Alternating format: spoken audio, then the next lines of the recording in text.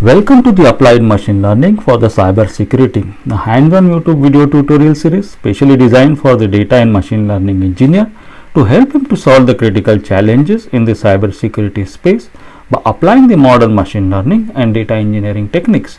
This is the third tutorial in the section 1 and the fourth video in the series. If you haven't seen the previous video, then I would recommend you to watch it first for having better understanding about the series before continuing any further on this path. You can watch it either by clicking on the link given in the below description or by starting with the first video in the playlist. A quick recap on what we had covered so far. First, we had a brief intro to the cyber security and learned about the different cyber security threats. Next, we talked about the importance of the machine learning in the cybersecurity domain. After that, we talked about the course structure and layout of the series. Then we had set up our development environment using the Docker, Conda, kubectl and IntelliJ.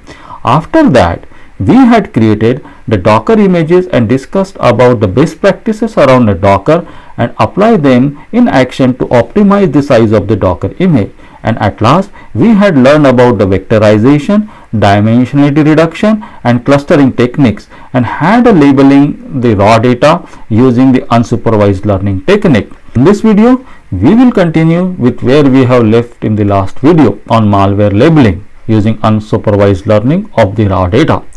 First, we will rebuild the Docker image we have used in the last chapter to add few more libraries to it, and then we will look into the following topics. First, we will discuss about the unsupervised versus supervised learning, and we will try to understand it through the example of clustering versus classification. Then we will go little deeper into the classification and will understand few important classification concepts. Then we will have the working lab on applying the classification techniques for the malware analysis, followed by a comparison of the different classification models and how it affects the output of the malware analysis. So let's begin with understanding unsupervised versus supervised learning. And the difference is that in unsupervised learning, there is no knowledge of the output class or the values. Data is unlabeled and the goal is to identify the data pattern and grouping. Whereas in supervised learning, we have the knowledge of expected output classes or the values. Data is labeled and the goal is to predict the class or the values. Clustering is an example of the unsupervised learning, which we had already seen in the last video. Whereas classification and regression techniques falls under the supervised learning. Classification is somewhat similar to the clustering where we group the data into the numerous categories. The only difference is that we already know the output group or the label this time. Whereas regression techniques deals with the value prediction, something like predicting the house prices based on the available information of the locality, area of the house, bedroom, bathroom, etc. etc. The regression techniques get heavily used in the real estate or financial industries where we have to do some kind of price prediction. In cybersecurity, we rarely use the regression, and I am not going to cover it in this series, but soon I am going to start another series on taxi cab fare analysis and will demonstrate regression over there. But for now, this is all about regression, and let's go into the details of the classification. Classification and clustering are two methods of the pattern identification used in the machine learning. Although both techniques have certain similarities, the difference lies in the fact that classification uses predefined knowledge of the existing object to derive the category of the new incoming object, while clustering identifies the similarity between objects by extracting the features and comparing the same to group them into the particular category. Also, it's the difference between the level of details these techniques are capable of determining the output, and above animation briefly explain the clustering versus classification capabilities to group the similar object. As you can see, the clustering is capable of grouping only animals and birds in their respective clusters, but the classification goes the steps ahead and can also group these birds and animals in their respective classes. But this comes with the additional information we have to provide called as the feature. Classification is used in many fields such as the cybersecurity, credit card fraud detection, marketing, restaurant industries, etc. etc. Further, to to classification, it can be divided into three categories, namely binomial classification, a multi-class classification, and multi-labeled classification. A binomial classification is the one where we have just to determine whether the particular label is applicable to the given entity or not. That is, either the class is true or false. For example, classifying whether the given email is spam or not is an example of the binomial classification. Multi-class classification is where we are given the object and has to determine its correct class or the label among the several available options. For example, classify whether the dog, cat or eagle from the given picture. The last one is the multi-label classification, where one object can have the multiple label associated with it. For example, a given picture can be a picture of dog, but at the same time it is also the picture of animal and not bird, and also it's a mammal. Enough of the talk for now, and let's get started with our lab on malware classification. And we will start by creating the new Docker image based on one we have used in the last demo, and we'll add few more libraries to it. Here we will add the libraries for XGBoost, which is not the part of standard sklearn packages, and few more Python packages for formatting the results. We will discuss more on the XGBoost when we will compare the classification in the next demo.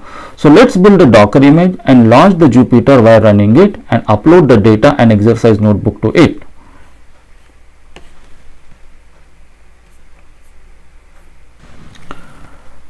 To begin our exercise, first you have to download the data for this tutorial from the link provided in the description below, and the same link can be found in the reading file in chapter 3. In order to download the data, please comment in the underlying video with your email address and I will share the given dataset with you. Let's download the dataset, and once done, upload the same to the Jupyter server along with the notebooks for this chapter.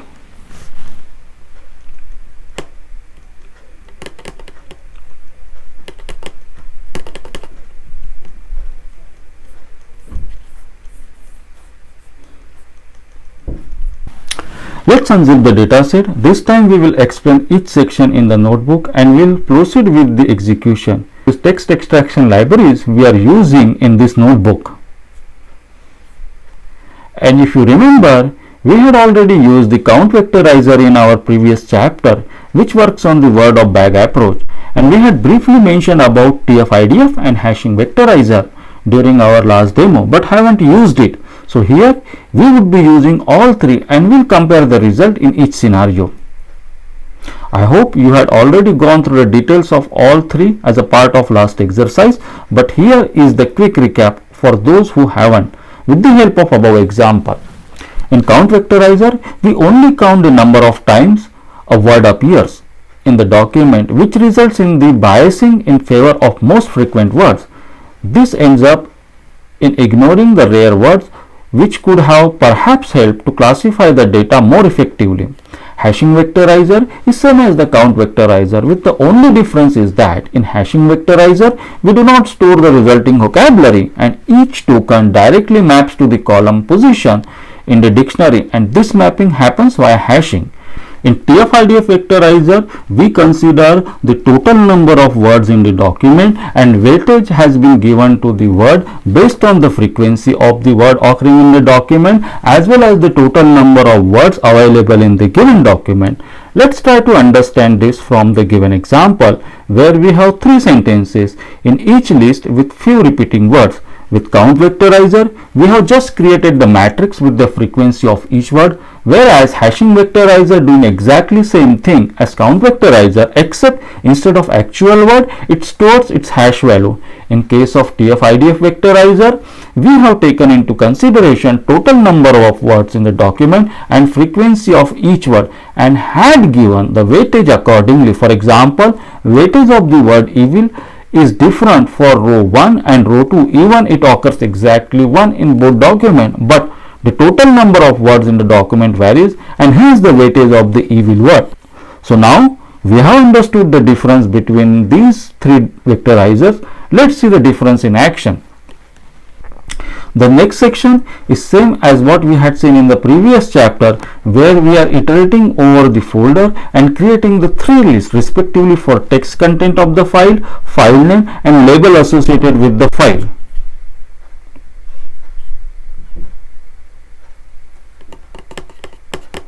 Next, we will create the pandas data frame based on the each vectorizer. This step is going to take considerable amount of time, as quite a bit of processing involved in the word tokenization. Although the number of document is not that huge, only 90 documents with the three classes, that is 30 documents for each label, but the time it takes is quite overwhelming, and sometime your Jupyter kernel may die if you don't have the powerful computer and enough memory. And at this point, I would suggest you to use some powerful computer and perhaps maybe the cloud instance in AWS or GCP to proceed with the lab if possible. Let's take a close look at pandas data frame created out of three vectorizer and note the difference.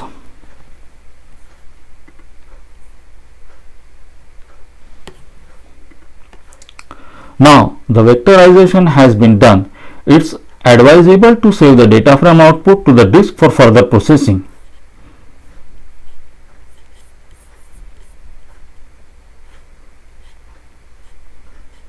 So in case if your computer runs out of memory and you don't have the powerful instance at this point, then don't worry. I have included the vectorization output from the count and TF-IDF vectorizer in the code, and you may use the same for next section in the notebook. So let's upload the same to the notebook server. Once uploaded, we can create the pandas data frame from the respective CSV file, one for count and another one is for the TF-IDF vectorizer.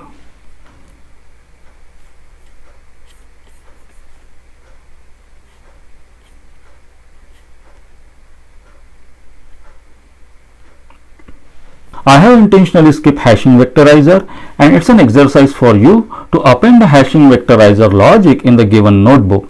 Now that we have the pandas data frame, let's select the label and feature column from the same. The label column is the class of the given document and feature column are extracted token from the document in vectorization step. Here we are choosing all the available column except the label and file name for features.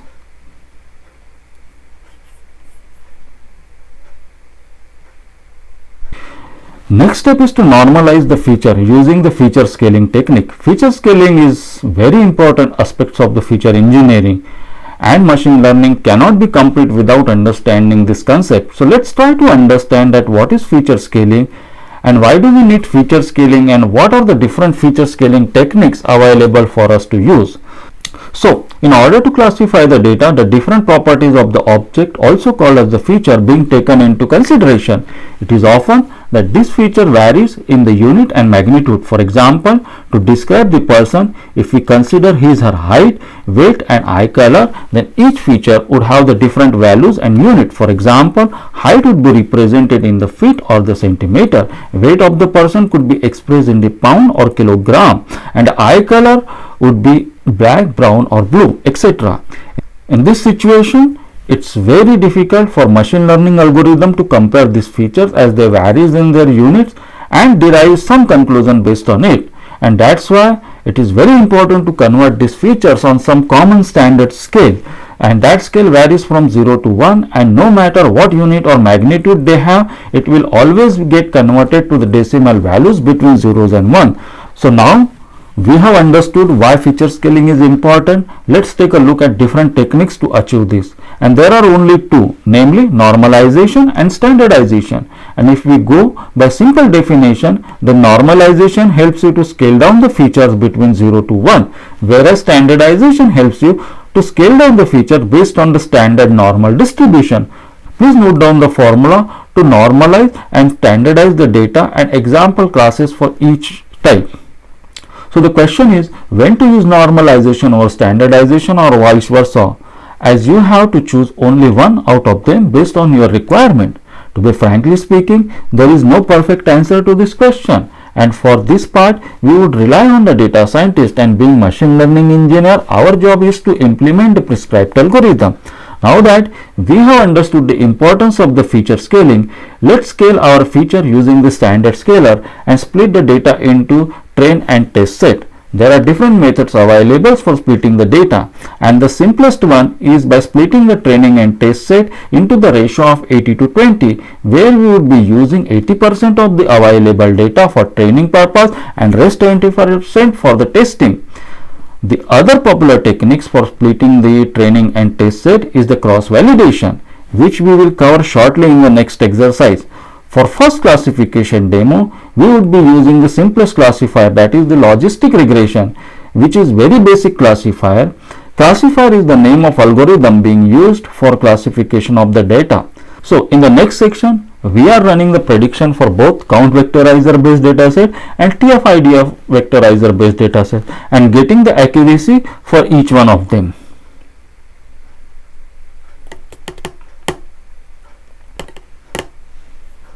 As you can see, the TF-IDF based vectorization produces the better score than the count vectorizer based technique.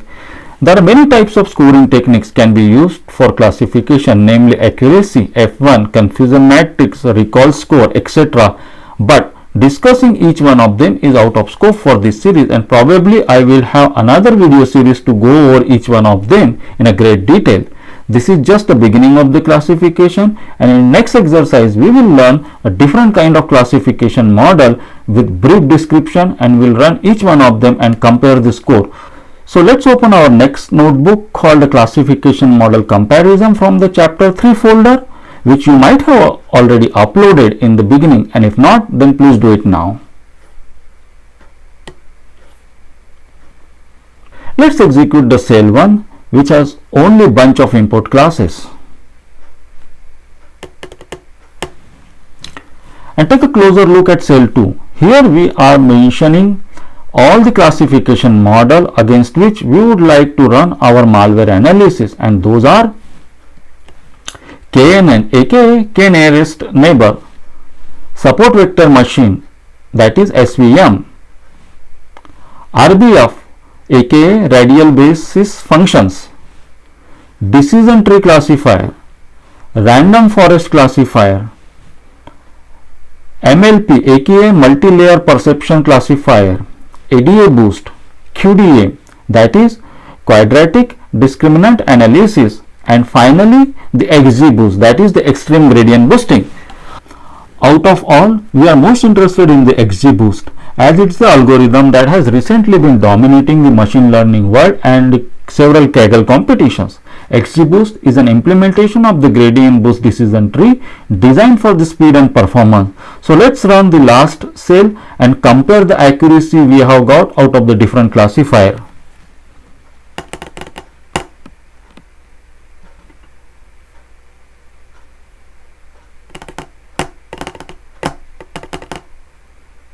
As you can see, the XGBoost has almost outperformed every other algorithm. In future series, we would be heavily relying on the XGBoost with the Spark, but it doesn't mean that it's always most efficient one, and some other algorithm mentioned above can perform better than XGBoost in some cases. But the XGBoost is definitely the fastest one, and it's really stand apart while dealing with the terabyte size of the data. With this, I am concluding the current chapter, and I hope that you have understood the basic of the classification, different classification models, and underlying vectorization and data standardization techniques we have used. See you in the next chapter. Till then, please practice the given notebook with the different combination of the vectorization and normalization techniques using the different classifier, and take a look at the different scoring mechanism as well. At last, please leave your comment and let me know if your feedback about the current video, and please subscribe the channel if you haven't. That way you can always get the first handle on the upcoming video as soon as it's been released. Thank you and have a nice time.